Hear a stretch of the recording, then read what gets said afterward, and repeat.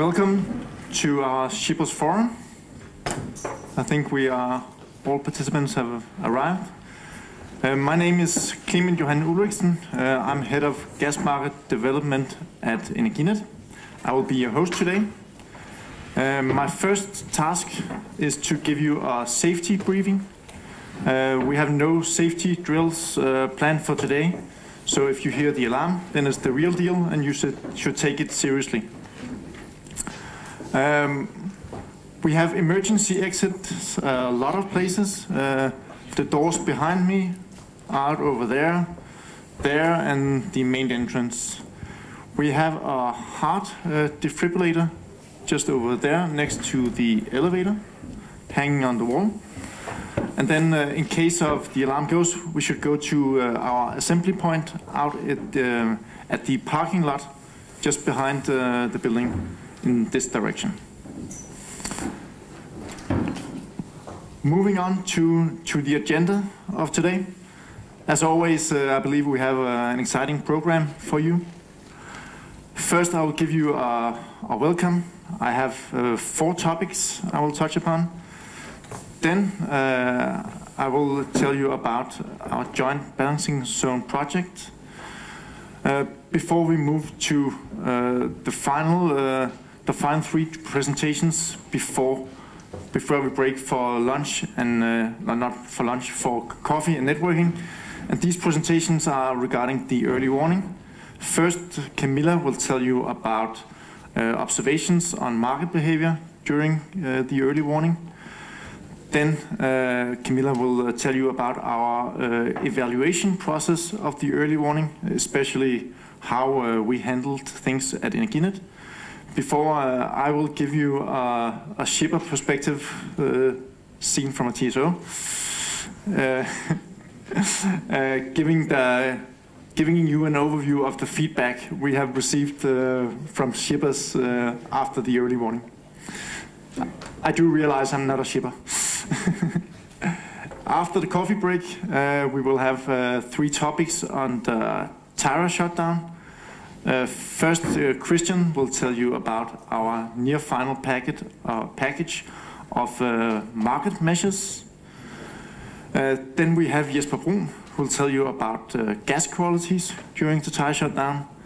And then you can look forward to the authorities telling us about market surveillance during the Tyra shutdown and what they will be especially aware of, or what they will look for in shipper behavior. And then Christian will take you through or answer some of the questions we have received from shippers regarding the very important auction at Prisma on 2nd of July, where we are, as always, encourage you to secure capacity northbound during the Tyra shutdown. And then I will close off by giving some final remarks. I should also mention that we have 2 microphones in the room, and you are very welcome to ask questions whenever. Just simply raise your hand, and you will receive a microphone, and then you can answer your question. But please wait until you get the microphone before you ask the question, so everybody can hear it, and we get it on the video recording as well.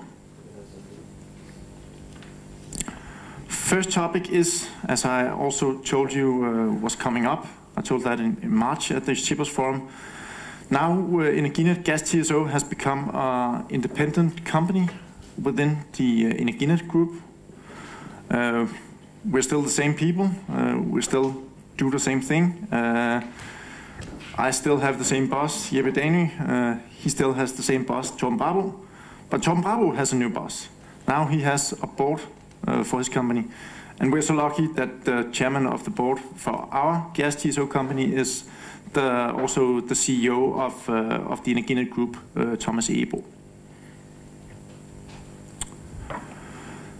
Next, I'd like to highlight that we would always encourage you shippers to give us proposals on how to improve things. And that could be things regarding market behavior. We always have our market initiatives. We have a lot of talks about that, user groups and so on, but also more hands-on things we'd like to improve in our service towards you as customers. And I'd just like to highlight two things that we are implementing as of today that should make your life at least a bit easier. First, we are making the energy balance on Energinet Online available in Excel sheet format instead of the PDF. And that will go back to the beginning of June, the data that will be available there. In addition to this, we will commit to make sure that the slides from Shippers Forum are available at our website no later than 10 o'clock the day after.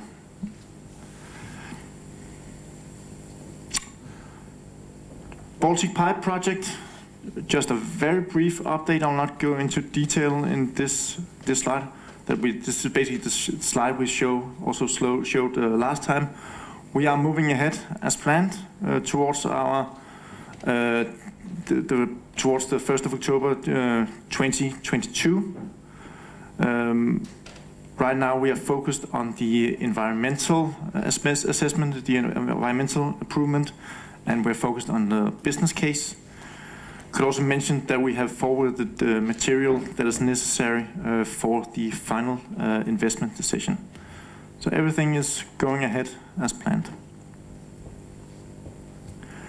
Then my last my last topic in this welcome is regarding tariffs.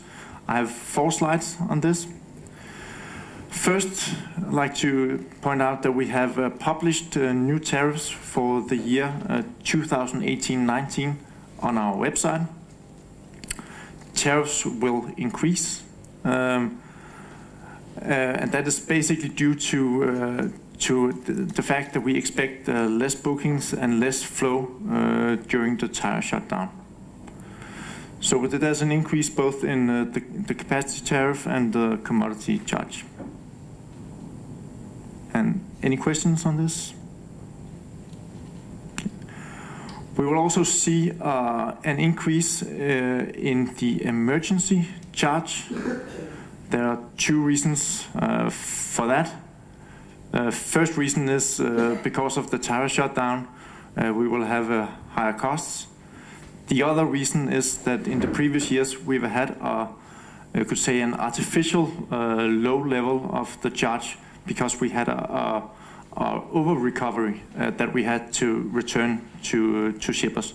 Now we're done returning this over recovery, so we're moving up to the normal level, and from this normal level we are putting on a tire shutdown level.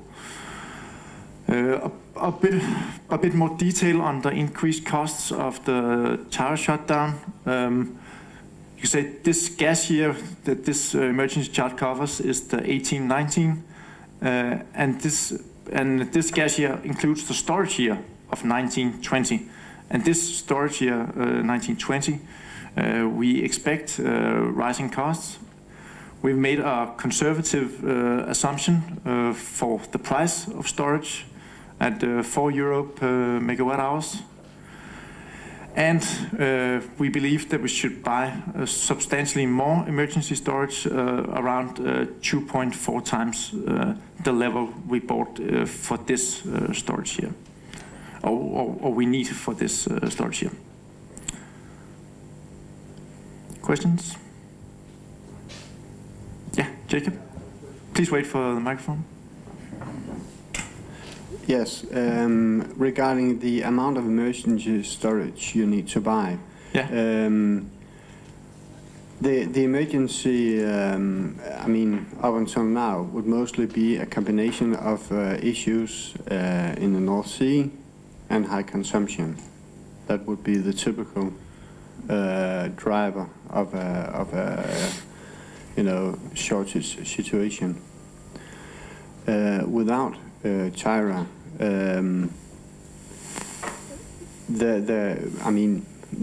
the nice part of not having Tyra is that it can't go down twice.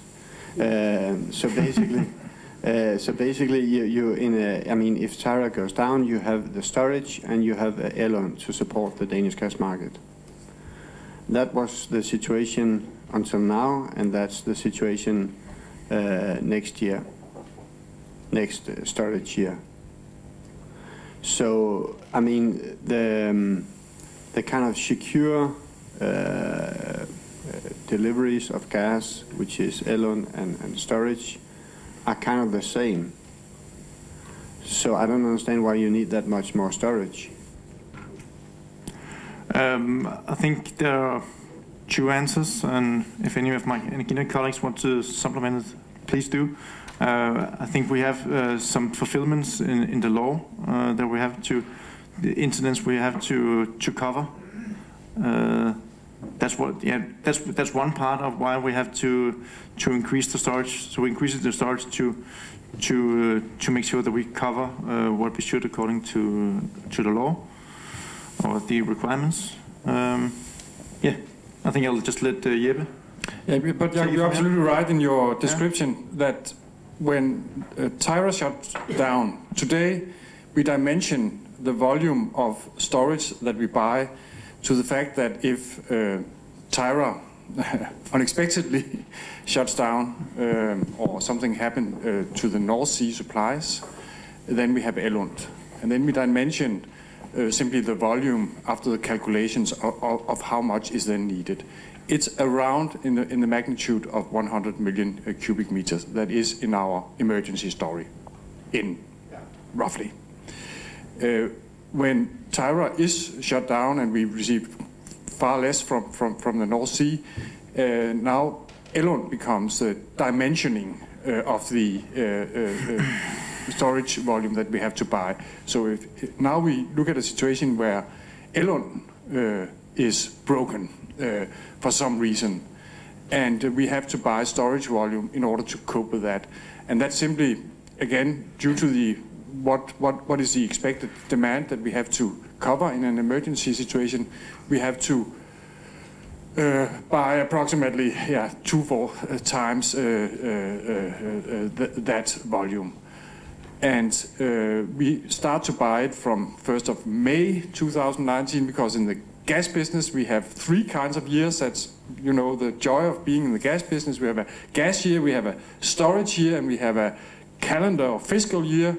And we try to, and that is the reason why the storage that we buy to cover the need from 2019 onwards, when Tyra is shut down, have an effect already in, the gas year 2018-19. Is that clear? Thank you. Yeah, Tim.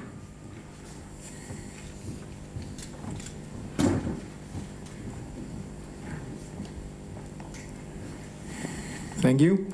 Just a short clarification. The 2-time increase in emergency storage, is that the physical amount of storage mentioned as around 100 MCM?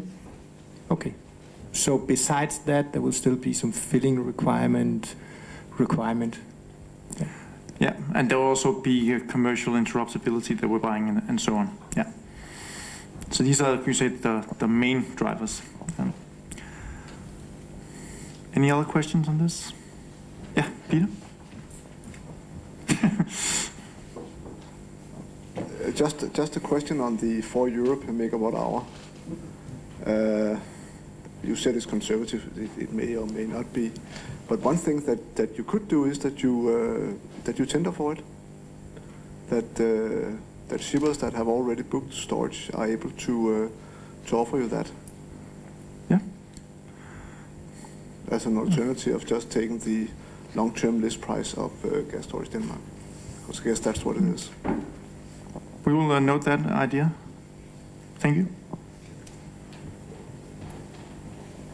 Sorry, any other questions? Then, as we've told you a lot of times before, we're going to have a new tariff methodology. We covered this in a shipper task force. We covered this on shipper forums and user groups. We're going to do this to implement the tariff network code. There are two main changes compared to today.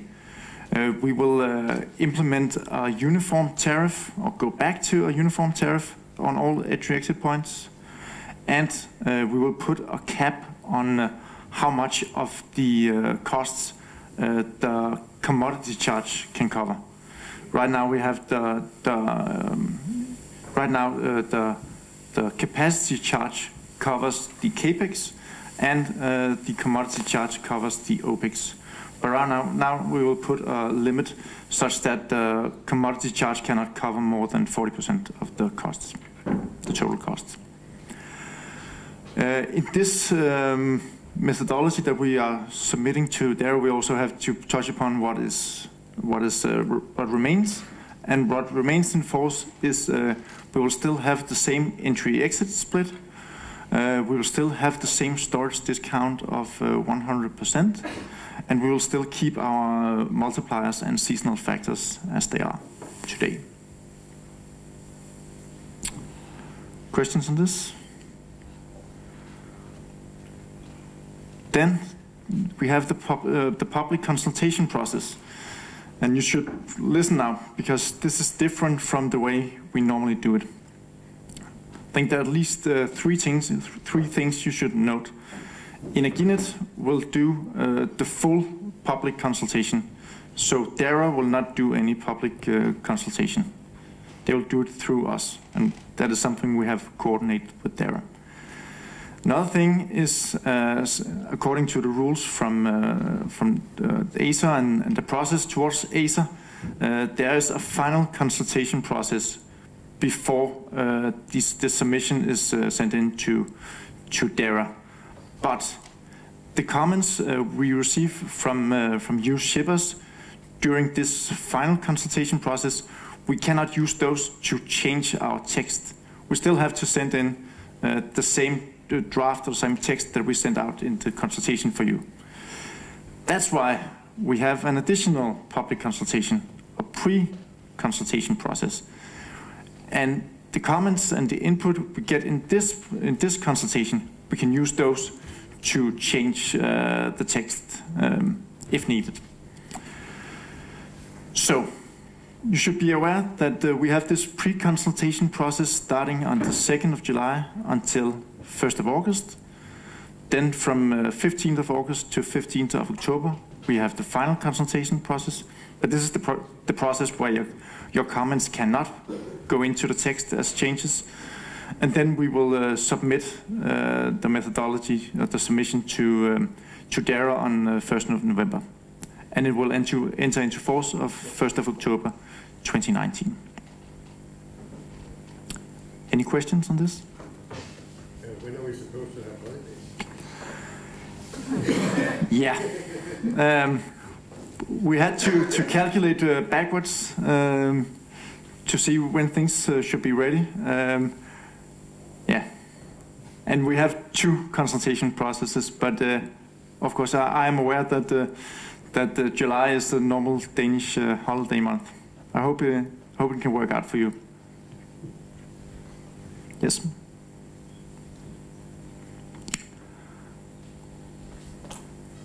Then I would like to present the next speaker, which is myself. And I will tell you about our joint balancing zone. We had a user group today, and we have talked about this topic a lot of times. So I will try to strike a balance where I don't go too much into detail. But please interrupt me with questions if anything is unclear. I could start by pointing out that we issued a press release where we told the world that Sweetgas and Energinet has agreed to harmonize markets and to merge balancing zones. And we did this on the 17th of May, which I just realized is the Norwegian Independence Day. I'm not sure what the symbolic meaning of this is, but perhaps there's some Freudian thing in that. No, just joking. But I think that this project is seen on a European-wise. It's a rather front-running project in terms of market mergers. And I think we're trying to do it cost-efficient and as simple as possible. And we think we're doing it rather fast. I'll tell you briefly give you a brief introduction to what is the Joint Balancing Zone. I'll touch upon the timetable, the process for the public consultation, a bit about tariffs and economics, and I can just touch upon the user group in the end. So the big idea is basically that we are merging two balancing zones, the Swedish and the Danish. There are several reasons for doing that. Sweden and Swedegas needs to fulfill the tariff, not the tariff, the balancing network code as of April 2019, and they will do so by making a joint system with us. Basically, will be the Danish model, mostly spread out to cover Denmark and Sweden, and we will have a joint system for balancing. It should be good for markets, making the market larger, should improve your ability to balance. So it should be a good story. We believe so. To do this this merger of the balancing zones, we have to do some changes to the market model to back this up. So what we're going to do is we're going to take the exit zone Denmark and the Dragør exit point and merge those into a virtual exit zone covering consumption in Denmark and in Sweden.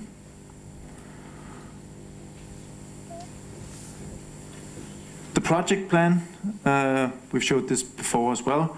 We are moving ahead as planned. We've been through our analysis phase. Now we're moving into a phase of regulatory approval and of IT implementation. We have to do this in parallel because we have to be ready by to 1st of April 2019. The public consultation, I'll come back to that in the next slide. What you should note as well is that in January, February, we will have IT tests for balancing administrators and shippers. So be aware of that, and we will provide you with information on this when it is planned even more thoroughly. Then we have our public consultation. We sent out the document last Friday, and you have until the 6th of July to give us your answers and to give us your input. You could say the next steps is that the topics will be forwarded for approval by DERA. DERA has to consider the tariff model, has to consider the balancing model, and to consider the market model. Also note there will be a public consultation in Sweden in August for balancing administrators. A bit about tariffs and economics. First, the capacity charge. The capacity charge at Dragør exit will disappear, but that will be replaced by the virtual exit zone. If you buy capacities at the exit zone or at Dragør exit before the joint balancing zone enters into force, these capacities will simply be merged, and you can use those as virtual exit zone capacities after the joint balancing zone enters into force. And the tariff is the same. Then we are making a new tariff or balancing charge, but do not be alarmed. Your costs will not go up, all other things being equal. You can say today we have the existing commodity charge that covers, among other things, our setup for our commercial balancing. which is mostly man hours. What we will do is to split out this part, these indirect costs for balancing, for commercial balancing. We'll split those out into a separate balancing charge. We'll do this to be more transparent. But costs will not rise on this account. Also, you should be aware that already today, the commercial balancing, the trading that Energinet does, we have a separate account for that, and we are keeping an eye on that and making sure that we don't accumulate profits or losses over time on this. This should go towards zero according to the balancing network code, and we will keep on doing this. And if it and we believe that this system should work, and we should keep it around zero. If we are wrong and we are moving away from zero, then we will have to look into how to give money back to shippers or have more money from shippers to this trading of the balancing gas, which should be in zero. And please interrupt if you have questions. As I implied, the OPEX will not go up. We believe the OPEX will be unchanged. However, we have a one-off IT investment cost that we have to cover. We have budgeted this to be about 3.6 million Danish kroner in total across Sweetgas and Energinet. We will divide the costs between Sweetgas and Energinet according to the annual gas consumption in the two countries. So that means roughly 2.6 million Danish kroner will be covered by Energinet, and about 1 million Danish kroner will be covered by Sweetgas. Then I'd like to advertise for our dedicated website. We have a website on the Energinet homepage, and you can find the link here when you get the slides afterwards. We will publish relevant information regarding this exciting project on this website. You can find a Q&A of the questions we have received so far and other questions we have thought of. And yeah, keep an eye out for this website. Any questions on this? Then I will give the floor to Camilla to talk about early warning. I think an event I think we as Energinet we believe we handled rather well. But of course we are well aware that we can do better, even better. So. Thank you, Clement. My name is Camilla Mikkelsen, and I'm in Clement's department, Gas Market Development. And I will tell you about two different subjects on the early warning. First of all, observations on market behavior, followed up by our evaluation of early warning. And feel free to ask questions along the way. Firstly, observations on market behavior. There's nothing new to tell you. I'll just give you a short outline on how the market looked in the period of early warning. And to remind you all, when was the early warning declared and called off? It was declared by us at the 27th of February and called off on the 19th of March, consisting around 3 weeks. So let's have a look. Firstly, the flow at Nybro. The yellow box indicates the period with early warning, so you can see what the level was before and after early warning, and especially how the level was at early warning, when early warning was declared. And as you all know, the flow from the North Sea was reduced in the period of early warning.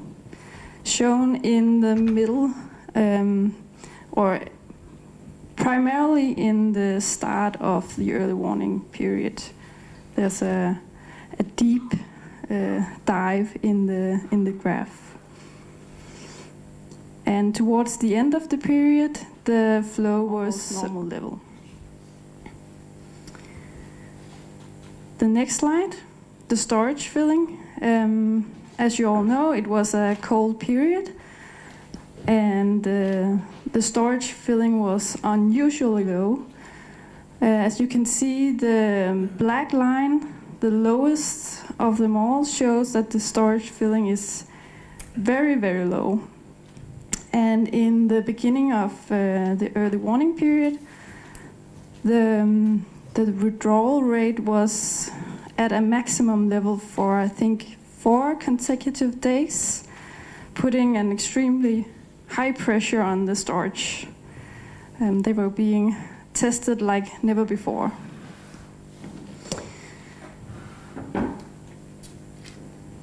Now looking at the flow at Ellern, as you can see in the period before early warning, the flow was going towards Germany, making good sense. As you can also see the price spreads on the graph. The flow is the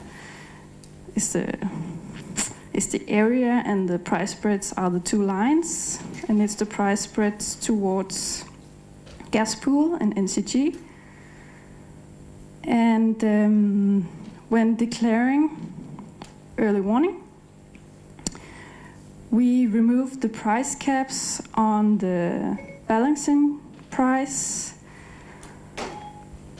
And on the 1st of March, the flow turned at Ellern. So instead of flowing to Germany, it changed, and the flow was going from Germany to Denmark, which we were very fond of, as the situation was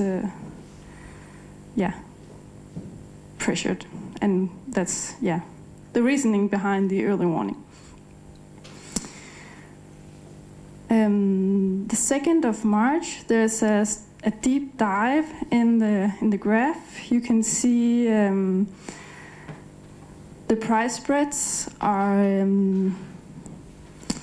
the prices were higher in Germany than in Denmark, and you would guess the market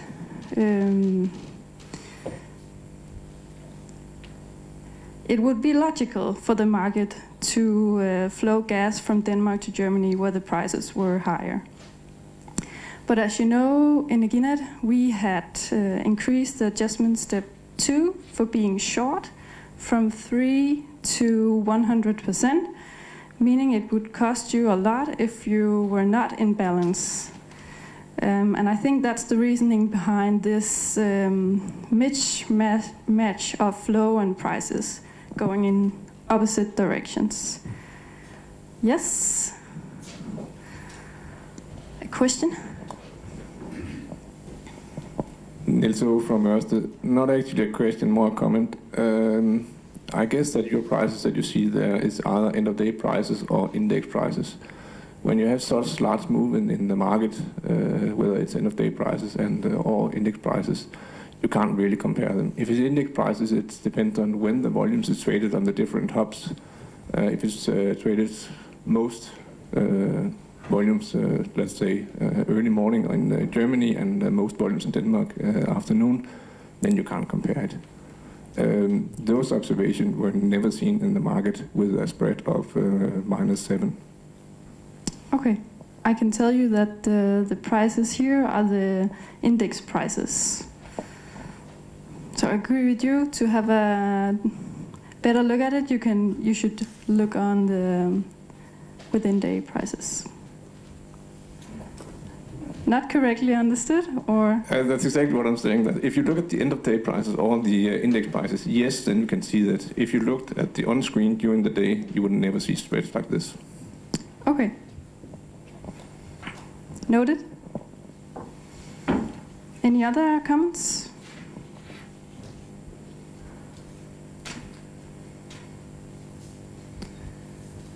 On the 5th of March, we removed the increasement of adjustment step 2 back to the 3%. And on the 19th of March, we called off early warning. Yeah. One more question? Jacob Peterson, NGF Nation Energy. I think it could be of interest to see how the aggregated imbalance was those days. It's my understanding that Energinet as a TSO were not satisfied with the aggregated imbalance compared to the export of gas. So, I mean, that could be just to put more light on the situation those days, just for some other time. You can't do it now, but the aggregated imbalance is also interesting these days. Yeah, I agree with you. You are referring to the system commercial balance? Yeah. The on the 27th, the system commercial balance was negative, and on the 28th, it was already back in the green zone. And as you may know, the early warning changed characteristics along the way. In the beginning, it was an issue of system commercial balance, and changing as the system commercial balance was not an issue anymore. It changed into being an issue of volume risk. Was there enough volume to supply the market if a crisis, worsening of the crisis would happen? But yeah, I understand your comment. It would be nice to see the system commercial balance as well.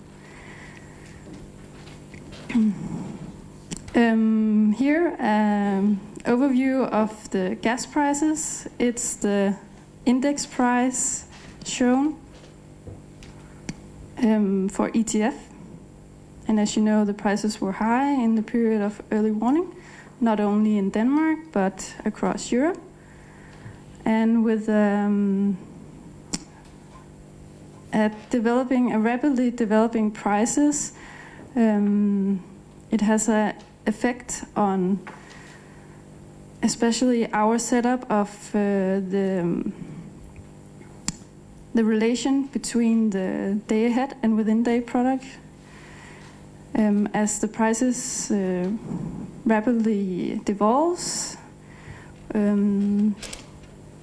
the day ahead will always lag behind the within day prices, going up, and the other way around, going down. And here you can see the within day reference price and the index price for the ETF. I'm not sure if you can see the differences between the two bars, but they were quite substantial compared to a normal state. Looking at this slide, you can see that it's another way to look at the slide before, adding our 10% price cap on balancing prices. As you know, the price for being imbalanced is the neutral gas price, which is based on the within day price for ETF. And that cannot deviate more than plus or minus 10% from the day ahead price.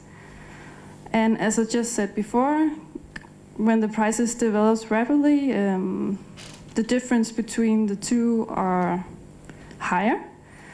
And as shown on the graph, you can see that especially in the period with early warning, there's a big difference between the two. which was also the reasoning behind declaring early warning in the beginning, as we wanted to make sure that the imbalance prices wasn't capped off by the price cap, but could follow the prices on the market.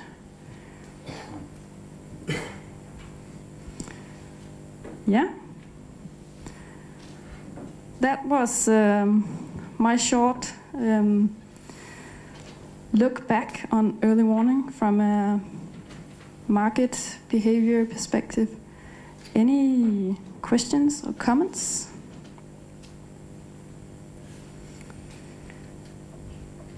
No? Okay. Then I'll move on to the next subject, which is our evaluation of early warning. As Clement said, we think the early warning, even though it's never nice to be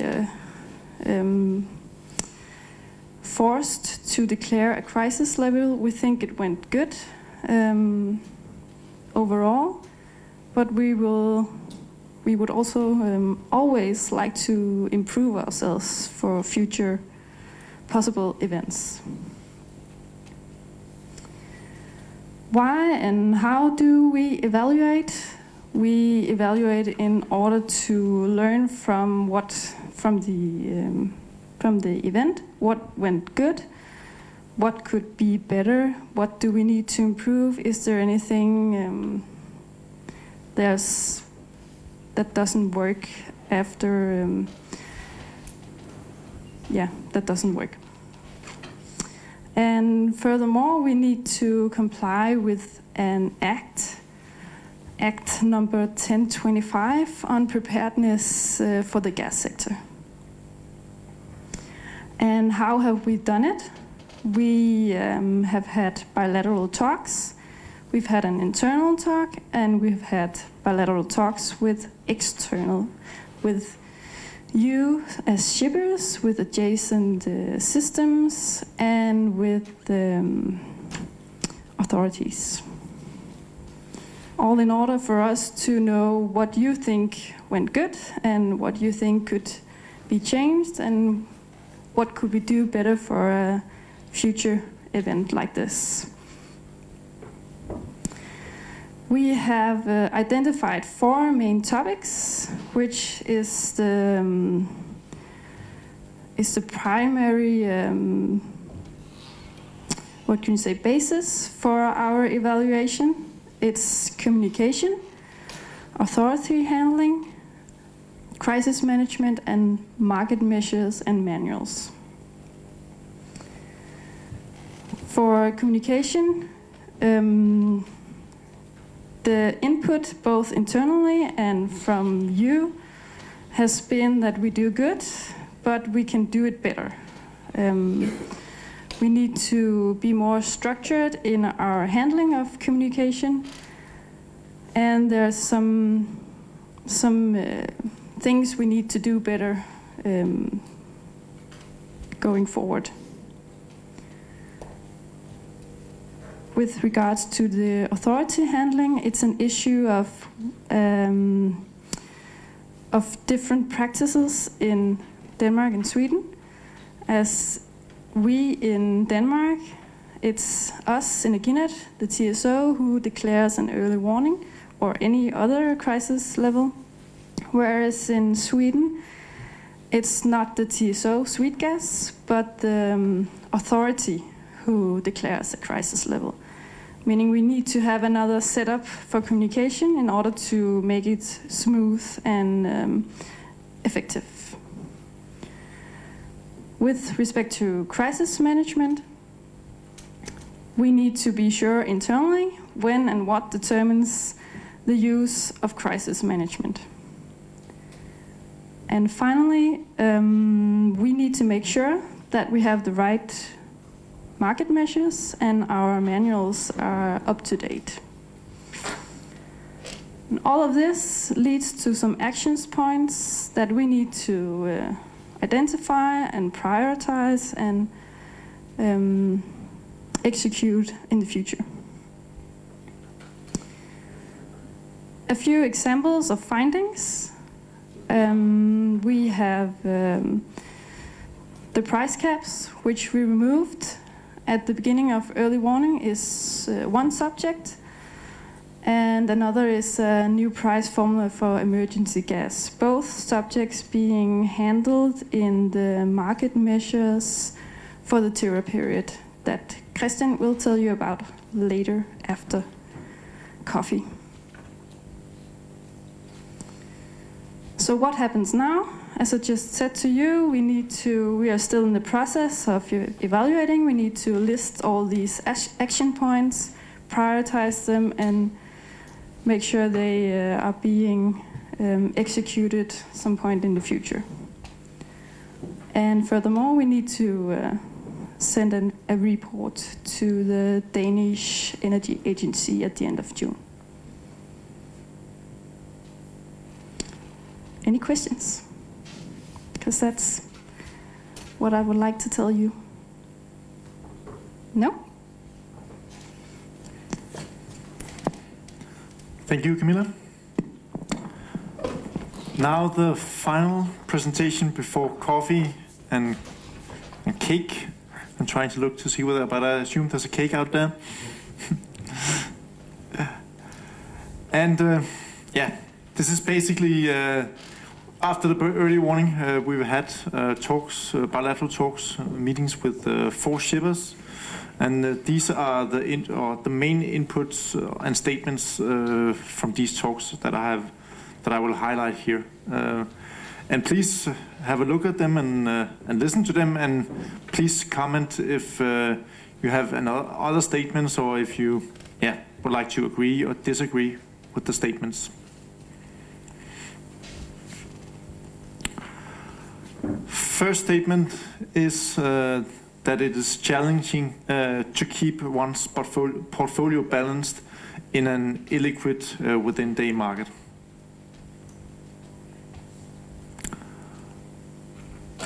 Another statement is that Energinet should be better to give crucial information in time for day-ahead trading.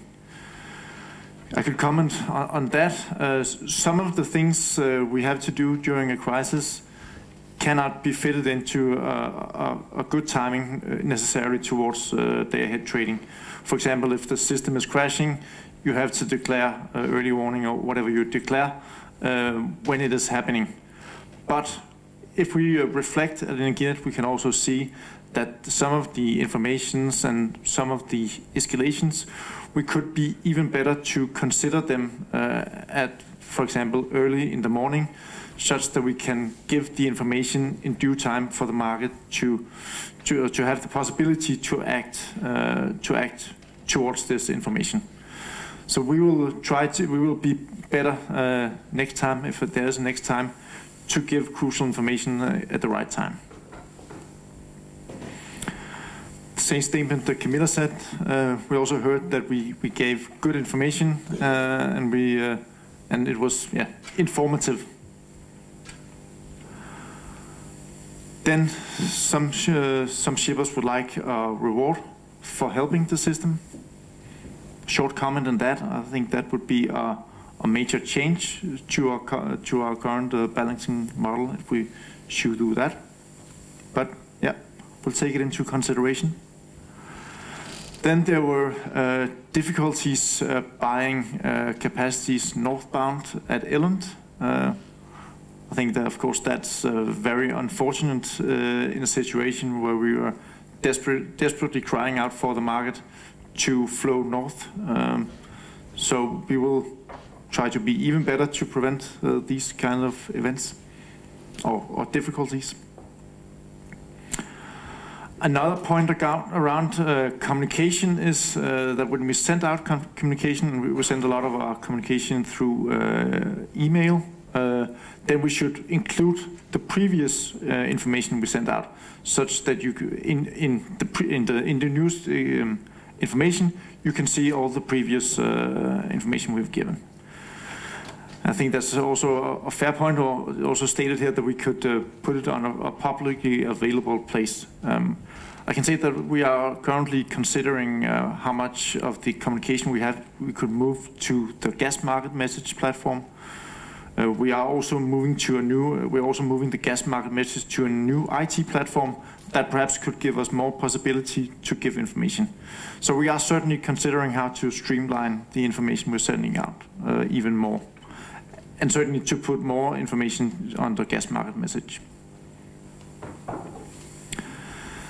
Then we have also received the comment that we should have stated clearly during the early warning that we would not do any yellow zone trading in the positive end, meaning at the points of time when the system was long and in yellow zone, we should have clearly said that we would not go out and sell. And looking back, I think that was rather clear to us at Energinet that we would not go out and sell gas at a point in time where we were crying for gas to come to Denmark. But of course, that is not given that everybody should know that, and we should have clearly stated that.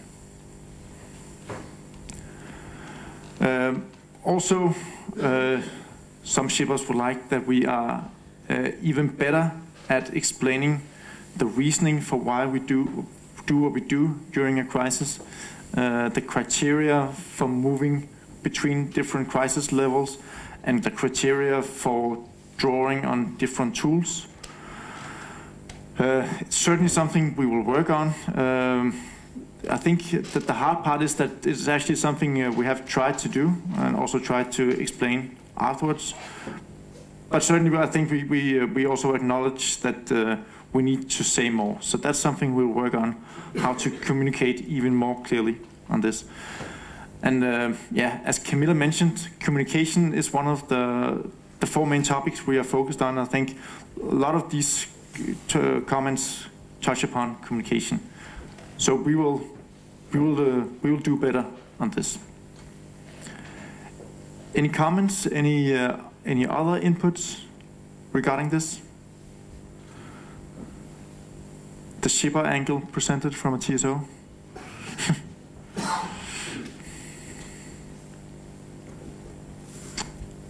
Yeah. Peter, thank you. Yeah. Well, you're welcome. Or perhaps I shouldn't say thank you. Yeah, too early. No, just your reflection on how the shippers acted. Yeah. Were the shippers acting in a manner that, when looking back at the incident, that actually makes sense, seen from your chair? Yeah, it's a very good question, and it reflects the user group on Tyra market measures that we just had. Those of you not included in this discussion will be illuminated after the coffee break when Christian will take you through it. So I think I'll try to answer the question rather short, and then perhaps we can take the larger discussion in Christian's segment for the sake of all the people who are not at the user group. I think we understand why shippers behaved as they did during the early warning, and from our view, shippers behaved rationally on the information or on the data we have looked on. I think some of that's what Christian will touch upon. Some of the incentives are not quite right. We believe that a situation like the one we had, where Tyra was going up and down in production and prices were high in Europe. So of course we were a bit stressed, but we shouldn't be so stressed that we are moving into an early warning. Saying that, I think it was of course correct that we moved into an early warning, but we shouldn't have been forced to declare an early warning. And that's what we will hope to do with the measures that the Christian will present. Is it an okay level of answer for now? Yeah. And then let's take back the... If you have more questions, please return when Christian is on. Thank you. Now let's go find out if there's cake or if there's only coffee. And we will return at 2:30. Thank you. So, welcome back. Myself, I was happy to see that there actually was cake. That's good news. We've seen the last session ended with us looking closer at the early warning. As Camilla mentioned, some of the learnings from the early warning we will take directly into how we will handle the tire shutdown. And now Christian will present our ideas on that. Yes, thank you, Clement. I should say that we had a user group earlier today where almost the same presentation was shown, a bit longer than this. So apologies for those who were there. Also, you will probably hear some of the same things, but you're also prepared now to what I would say, and then maybe you have some even better questions than we had during the user group. That's possible. But I would say we had very good discussion during the user group, so it's almost impossible. So, let's see. Well, first of all, I'll give a status on the consultation. Where are we now, and what's the process going forward? And then I'll dive into and use some more time on most of my time on the topic of imbalance prices in emergency, which is a topic that we haven't discussed openly here in, you can say, in user groups. It's something that has come up quite late in the process, and therefore I'd like to use some more time about discussing this and elaborating about this. So I'll give an introduction to the subject, what's it all about, and then I'll say why are we, you can say, the reason for why we have a price for emergency gas, and what is the rationale behind it, what is the incentive in it. And then also the why are we looking at this, what are the issues with the current model, and how have we discovered these. And then I'll present to you a new formula we suggest, which was the main discussion point at the user group, and I also would like to, you can stop up when we see the new formula and just ask about your view on this. And then also some reasons behind why the new formula, what is the rationale. So, status on market consultation, near final. It's near final because it's in consultation, so there can be changes. I would say many of the points have been part of a very long discussion with you already. We've had a number of user groups, we've had emergency workshops, we have bilateral meetings. So I don't think there's anything surprising to you, I hope. Maybe we are more, you can say, direct on what we suggest, but that's the point in time where we need to be that. So to go through the list, you can say what we will do and what is part of the consultation also is that we will implement the minimal storage filling concept, which we've presented a number of times. To give a, you can say, day-to-day basis overview of the supply and demand situation, whereas today we have a more not so frequent updates, typically using these SHIPA meetings for that. So a more frequent update. Then we have held and will hold more emergency workshops. The idea came actually based on the user groups we had in the beginning of the TIRA market measures as an idea that we should be more clear and specific and about the rules for security of supply. We have acknowledged that this is important and therefore is something that we will keep on doing, also taking into account that we are going to make some changes now. And we will like to reflect this in the coming emergency workshops on how what will this mean. So this is something we'll continue with. Then we will intensify our market analysis and market surveillance in cooperation with DARA.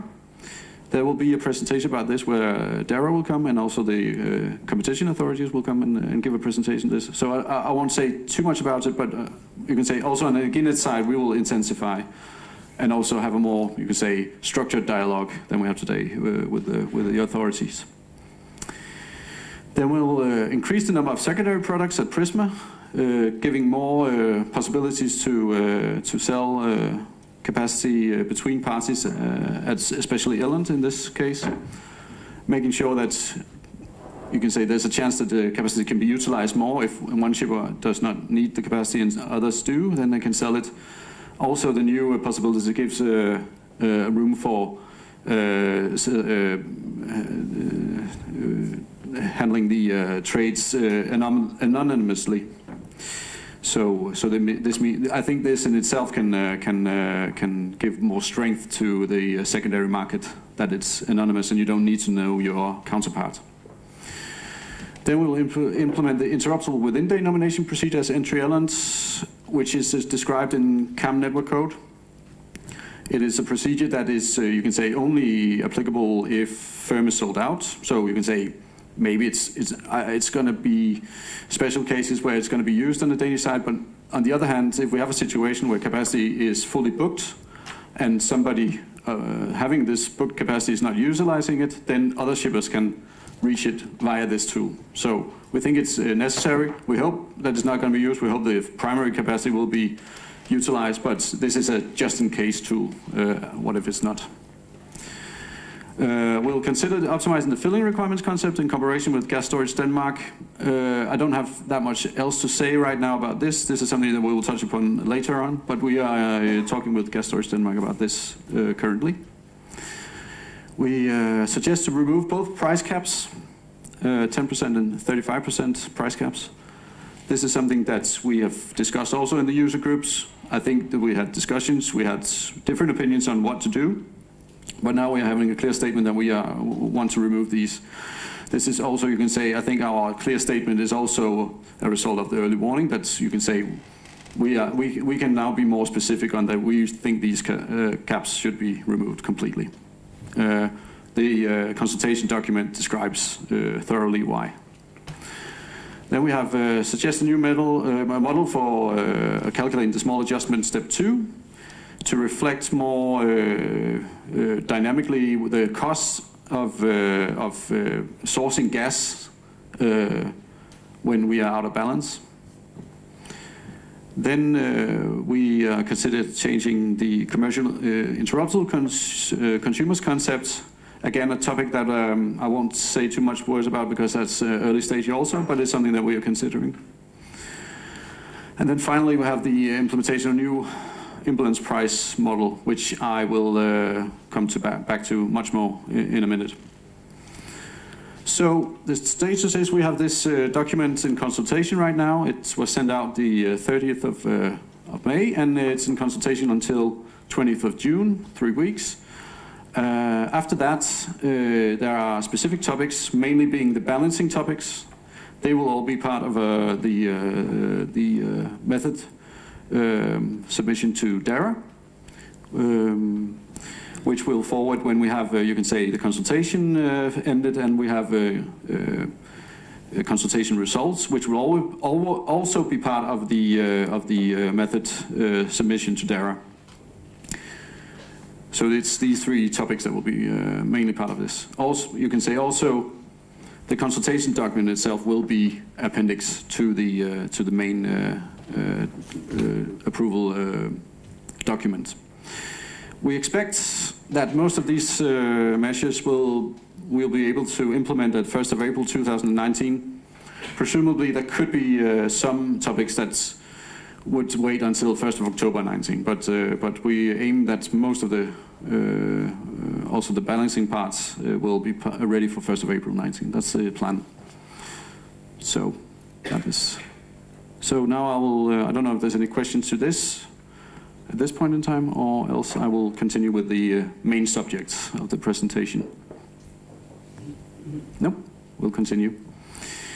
So introduction. Why are we looking at this? We had an emergency workshop back in January, where many of you were present, and where we split up everybody in groups, where they were supposed to play shippers, doing as they used to. But you can say we were trying to create an environment in this room where we had a security of supply issue, where we tried to push out the market players into some critical situations, and try to see how, have some discussion about how would shippers react, how would Energinet react, and so forth. So we came closer to actually showing how we would utilize or use the rules in rules for gas transport on security of supply. Right, so there were some learnings from the workshop, which was one of the main reasons why we had it. Some of the main learnings are written here. We learned that our rules for imbalance prices in emergency were not clear enough. We needed to be more clear on this. Also, we found out we had some indications that the actual formula or the imbalance price for emergency gas possibly needed some amendment. I'll come back to that. And then we also had action on that we should communicate more, about this. And this is why I'm here today and why we also had the user group earlier. So main incentive for looking at this, well, you can say we have our view on this imbalance price in emergency, meaning balancing gas that we supply from the emergency storages. This should not be a safeguard tool for the market. It should be something you want to avoid. And that's why that's one of the main criteria for why we're looking into this again, because we have a feeling that the formulas we have today does not give the right incentive to avoid this. Also, you can say that two main criteria or two main reasons. One is that we want to make sure that the market prepares, that we not end up in an emergency situation or in a crisis situation in general. And two, if we end up in an emergency situation, then we want the emergency gas to be the residual, so the last resort. So shippers should do, or you should do, everything you can to supply gas into your portfolio, and then in the end, it should be the emergency gas being the last gas taking the delta. So, and also a very important point here is that in the regulation, it is stated that we all have everybody in this room has an obligation towards security of supply. It's not only the TSOs, it's actually everybody here. So the shippers, and I mean you guys, have an obligation too. It's explicitly stated that all market players, including shippers, have a responsibility in securing supply. So you can say, as a shipper, you have the responsibility for supplying and balancing your own portfolio. And this is also part of the regulation. So it's not only the TSO that has the obligation. So let's go to the current price and look into that. This is written here. This is in our current price list, and then I think this sentence has been there in many years, I believe. So it says that the balancing price for force majeure price, it's called, but it's also valid for emergency gas.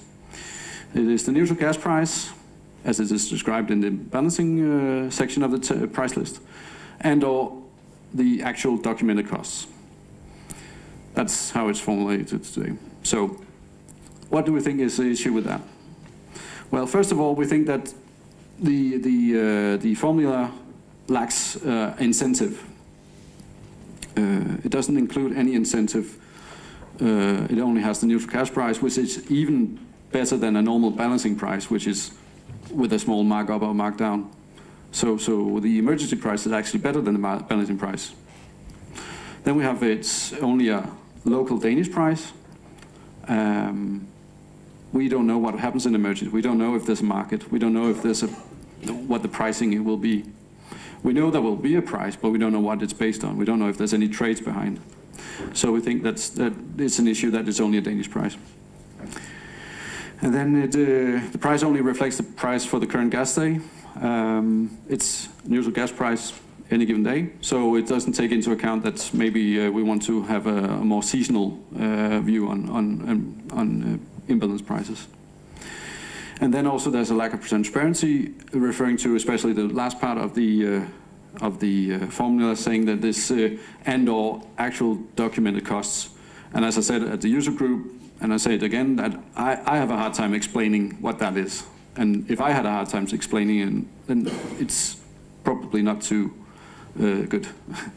So yeah, so this is the issues we see with the current formula. So new formula. What are we going to change? This is the written idea we have, and I should say, and I also said that in the user group, that this is you can say a suggestion from our side. I don't say that this is carved in stone. It's part of a consultation. There might be comments that say that there could be amendments to this. I still believe, and this is also to maybe provoke some comments from the ones in the user group or anybody. I still believe, based on what we heard from the user group, I don't think I heard anything. It might be because I didn't understand everything you said, but I didn't hear anything that really said that this was a terrible idea. But I also heard there was a lot of comments, and maybe not the perfect formula in the world for everybody. So, but I haven't heard anything that says that we have to trash this. So I'm happy to receive any comments from the participants of the user group or anybody else. Some details. The emergency gas price is set end of day based on the formula above. So taking either the Gaspoint Nordic price, the Gaspool price, or the NECONET German price. It's a day-ahead price. It's an average price. It's based on a storage year. So meaning that it's from 1st of May to 1st of May. So it's a Danish storage year. No, it's different from other countries. So that's a Danish storage year. That's where it's set. So this means that there's a price set 1st of May in the market. Then 2nd of May, there's a new price. Maybe if the price, the 2nd of May is higher than the 1st of May, then it's the new imbalance price for emergency. If it's lower, then it's still the 1st of May that's valid, and so forth. And that's how it continues. So each time it reaches a new peak, that's the new price until it reaches a new peak. I have an example afterwards. And then in case of a gas crisis that continues, is continuing through 1st of May, we will, you could say, keep the old gas storage year price until the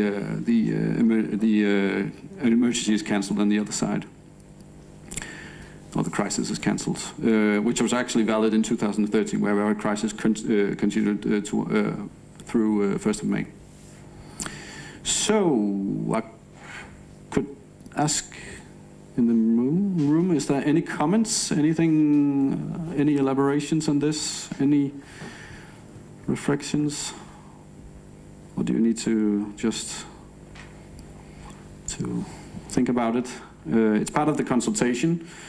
Based on the user group, I would say that I expect that we will have some comments for the 20th on this from your side. So it's fair enough not to have a discussion here. I don't think it's probably not the right form. User groups are a bit better for a discussion, but I'd like to hear any comments. Nope. Example. I should say that this is data from this autumn and winter. It is not a full storage year, but it is starting from, yeah. So we don't have the data from before that.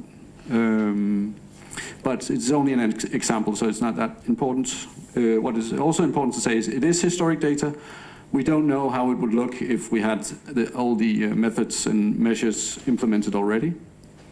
So it's hard to say if the picture would have been like this if the formula had been implemented.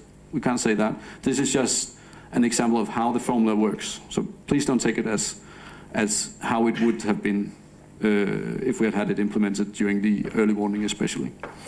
So you can say each time there is an increase in the day-ahead price, then the day-ahead, you can say it creates a new level.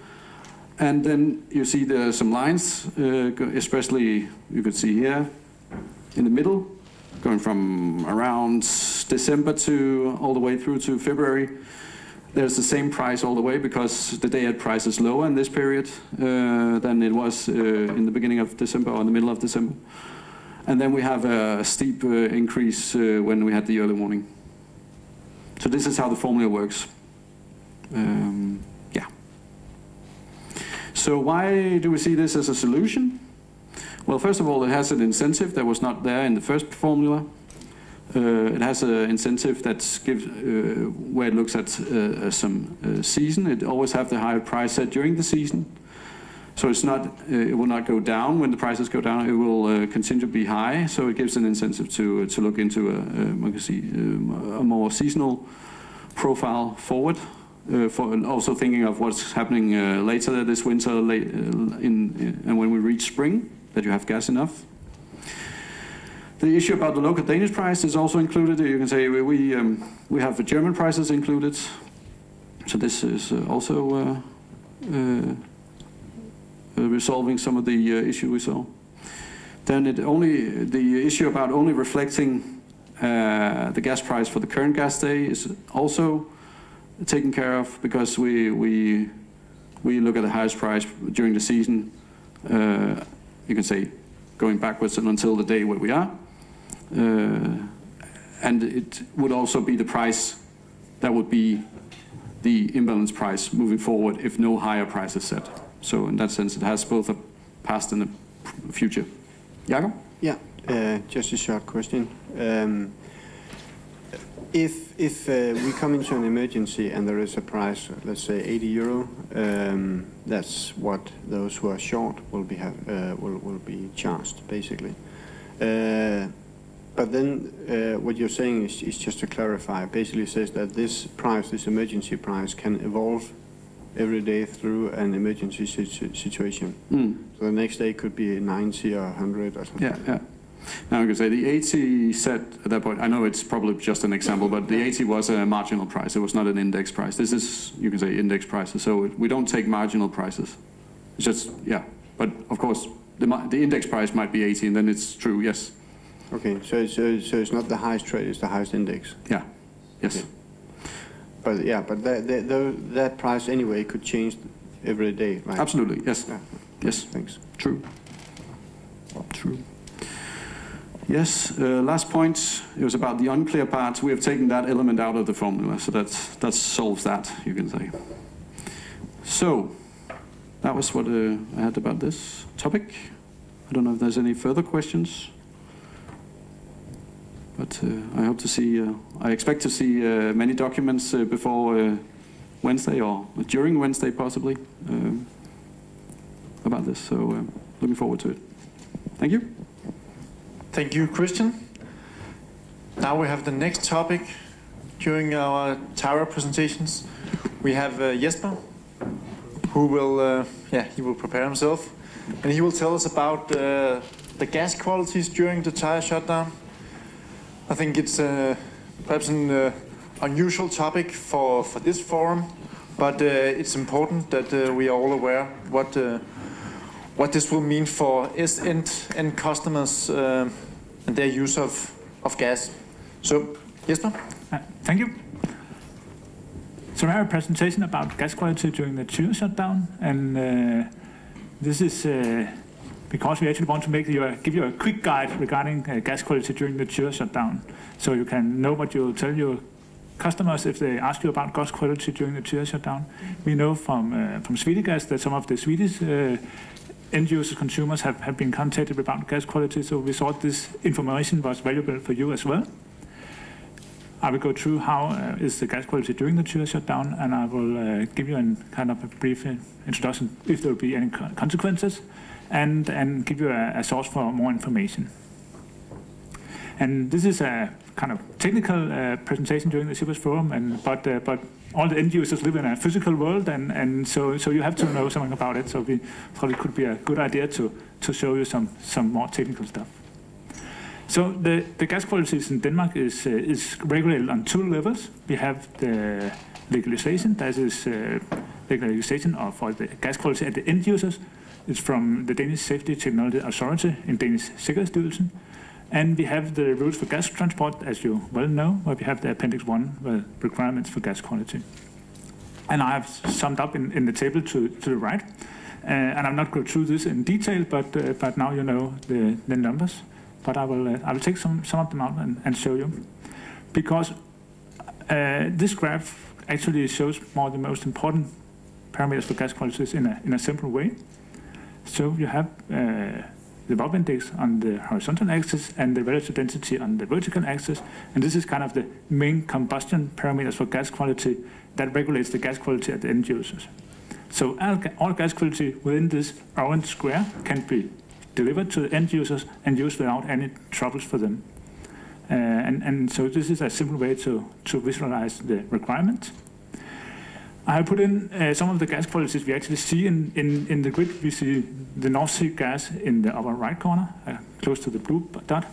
We see the gas from Russia, the green dot in the bottom, middle of the index, but a low relative density. And we have upgraded biogas in the bottom left, is the blue cross. I should mention as well that there are some special possibility to get gas with a low VOP index from Germany. That requires we have an approved preparedness plan, but we have that one from the Danish Technology Safety Authority, so we can get gas from Germany with a low VOP index into Denmark if there should be this gas south of the Danish border. So the gas qualities are different, and I put this table in the material, and you can see this in the PDF afterwards, because we cannot go through this today. But it's important to understand that gas qualities are different from different sources, and end users can get these gas qualities direct, or they can get a mixture of them. So now we know that gas qualities from sources, different sources, can be different, but how is the gas actually flown into our system? So we see from the Danish North Sea we have two sources. Yeah, one is from Tyre and the other one is from South Arne. Two different gas qualities coming to Denmark. Then we of course have gas possibilities from Germany and from storage. And these gases can be different in time and in quality. So when the Tyre platform is going to shut down in the autumn of 2019, this is of course very important. How is this shutdown going to be? Will it be from one day to another, or will it be a ramping down process? Because the Tyre gas quality is kind of the dominant one today. So when the Tyre platform is shutting down, then it will change the gas quality to more or less all consumers in the Danish and Swedish system. And we have from the gas market message information from Total about how is the ramping down, and I just copy-pasted the message in here. But it can be visualized in order to have understanding how is this ramping down actually going, and what kind of consequences will it have regarding gas quality. So I'll go through this graph in detail. So we have the period where from March to more or less to August, where we have of course, a reduced production, but still the production is so high that the gas quality in the Danish and Swedish system will be dominated by the Tyre gas. Then, after the summer, in September, then we actually have a mixed situation, because it will be autumn, it will be colder, and we will have a bigger consumption from the end users, and in more or less it is the end users that defines the flow, because they use the energy, and then you will provide some more. So in the September, we will have a mixed situation, gas from Tyre and gas from Germany, gas from storage, in a kind of unknown mixture. After, from October and so forth, we will have gas from Germany as the dominant gas quality, both to the Danish and the Swedish market.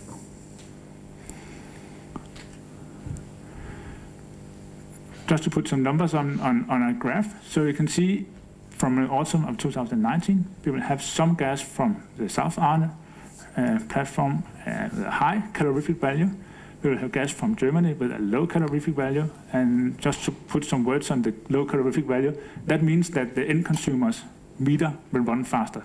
They will actually use more cubic meters. But they actually get a bill for energy, so it's not a problem regarding billing, but it could be that some of your customers actually look at their meter, they write down the numbers, and then they take the phone and call you and say, why are we using more gas? And then you ask them and say, you're using more cubic meters, but you will get the same bill because you have an energy billing in Denmark. And gas from storage will still be North Sea gas with a high calorific value. So there will be a mixture period in the autumn of 2019 where the gas can have a high calorific value or a low calorific value. And that will be a function of the end consumer's use. The winter will actually look the same. Still gas with a high calorific value from the storages, but a low calorific value from Germany. And the gas to the end user will be a mixture due to the consumption on the day.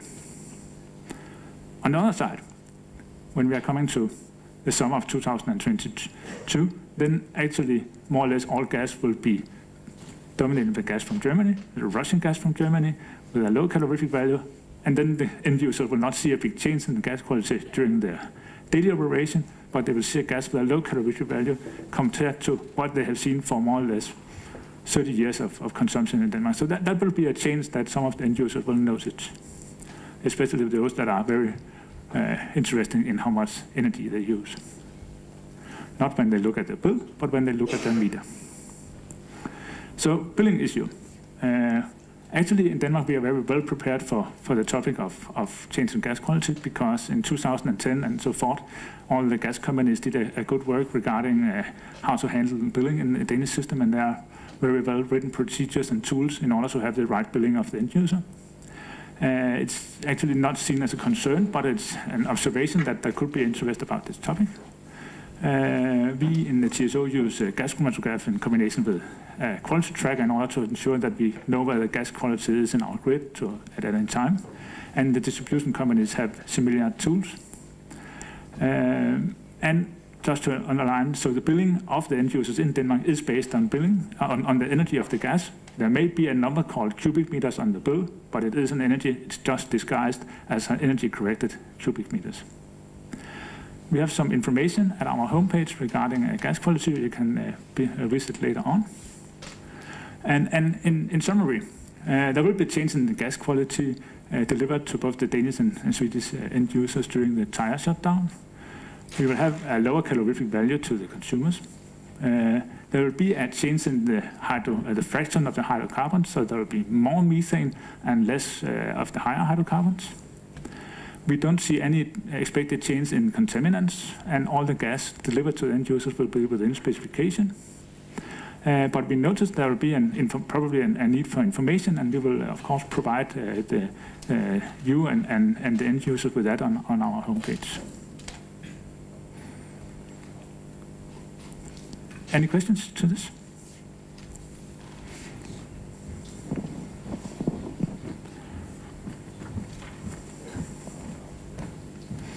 Yeah, I was just wondering how detailed will your information about gas qualities be going forward? How often is it updated, and how many details? I mean, you're talking much about combustion values, but some consumers actually don't combust the gas. They use them for some chemical processes, and quite interested in the chemical content. Okay. But we have published, we do publish information about the composition of the gas, and all, say, these fact sheets contain information about the composition of the gas. And if there should be consumers with special kind of requirements for information, maybe we could find a way to help them. What is difficult to predict, and that is of course important, it's very difficult to predict the flows, because we don't know how much gas will be withdrawn from storage for a day next week. Especially in the autumn season, there will be probably cold days and hot days, and that cannot be predicted easily. But we can provide all the information we have, and we share at the Energy Data Service a lot of the gas quality data from day to day, and actually from hour to hour. But you can write me if you have special questions about the composition, because we know some of the end users have a special need for information. Okay.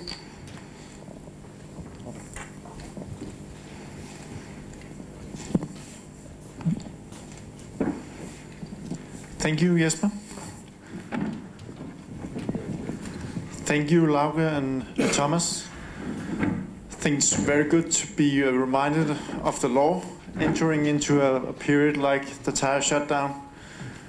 So, personally, I noted the rules regarding market manipulation and abuse of dominant position. Because dominant position could also be something that arises relatively in a pressured market during the tire shutdown. So I think it's very relevant, also relevant to the discussions we had at the tire market user group.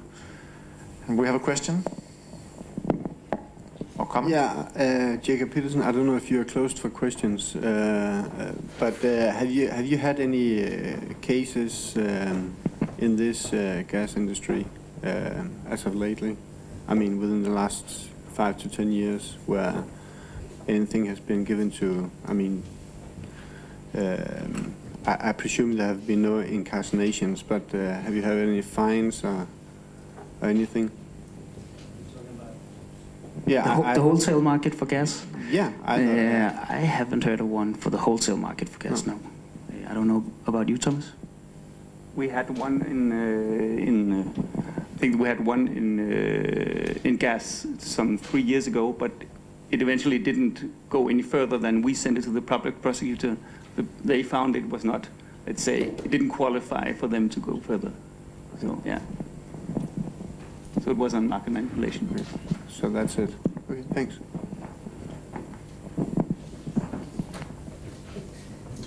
For the last year, or last half a year, we've been saying to you guys, book capacity at the Prisma auction on 2nd of July and buy northbound capacity. Now, Christian will tell you more about how to do that. Well, yeah, I won't go into the exact auction process, but I will tell you about something about the actual capacities. It's based on, it was not a program, this topic, but we thought it would be a good idea to just give you an overview of what is actually for sale for Prisma and why are the capacities as they are. So that's, it's also, you can say, the reason we have this topic is that we had some questions from the market, which you can say, I think everybody should hear. So it was a good idea to add this to the Shipper Forum. So, well, I'll start by just listing up some of the rules from the Capacity Allocation Network Code.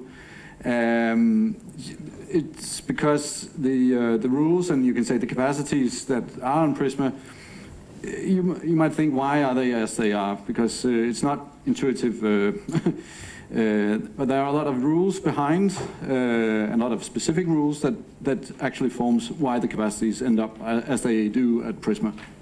I'll go into that. And then I'll just briefly show you what capacities are for sale on Prisma for 2nd of July at Elland, both in the northbound and southbound direction. So if we go through the rules from CAM that are relevant for the capacities at Elland, well, rules of relevance, we have, first of all, now, this is something new, we need to offer capacity for 5 years ahead. That was not the case last year. This is something new. So we have to, but it's not a 5-year product. It is 5 single gas years sold separately.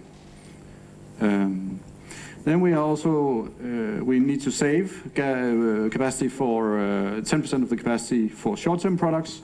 We've done that for a long time already. No news there on the Danish side. The regulation says it has to be for quarterly or shorter, but we, for many years ago, we decided that it should be 10% saved for day-ahead capacity, so that's still the case.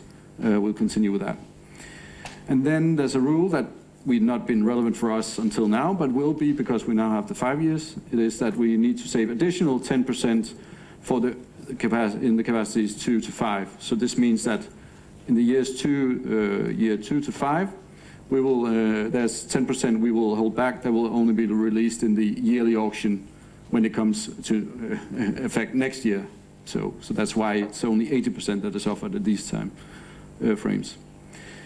So, but there's also another rule, and that is if we are dealing with incremental capacity, then there's a different percentage you can use, and which was also relevant in the Baltic Pipe case, which many of you probably remember.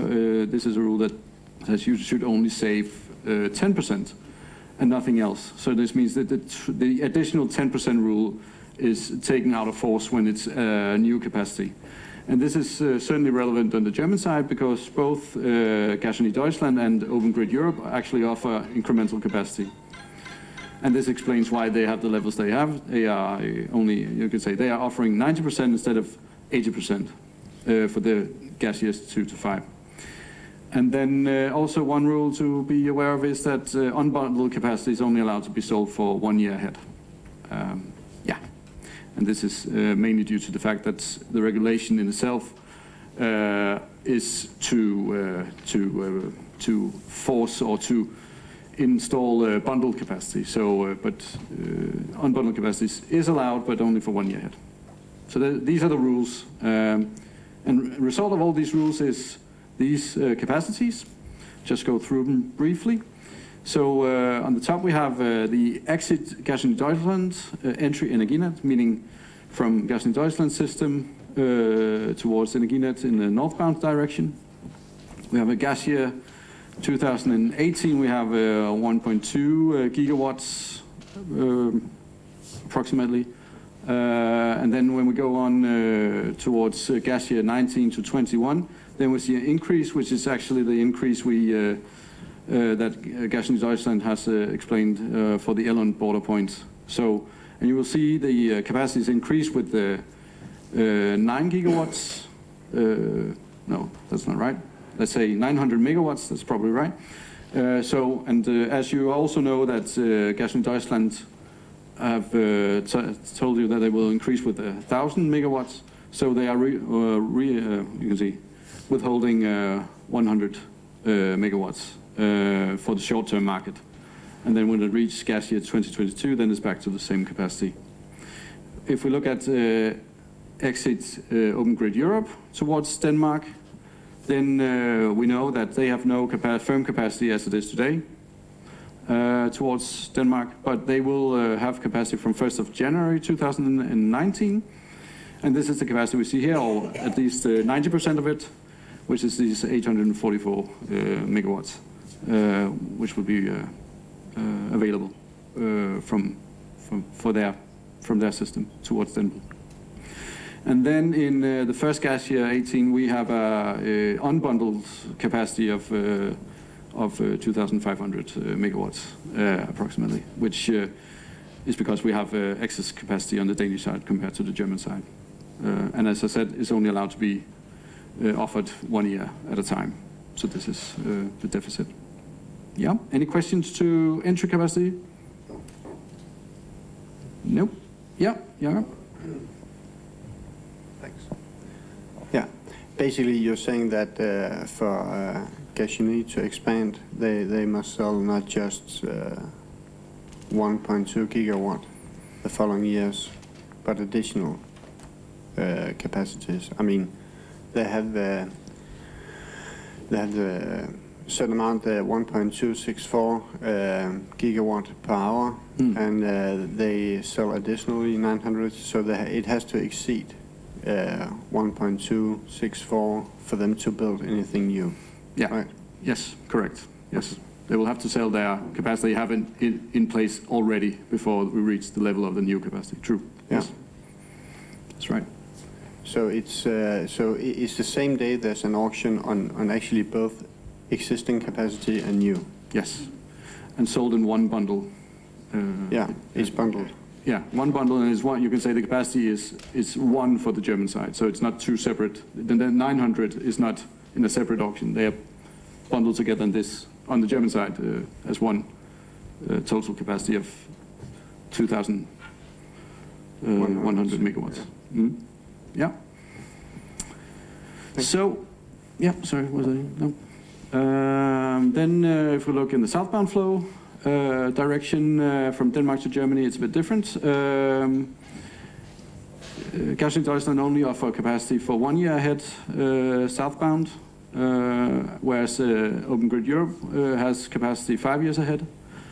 And then we have exit capacity of 5.5 thousand megawatts on the Energinet side.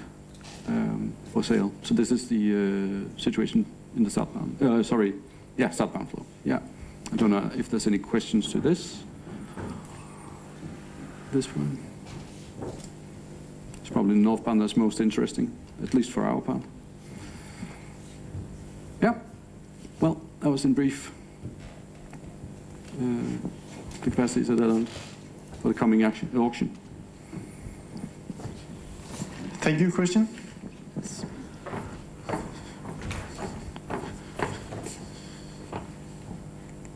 This is the final slide.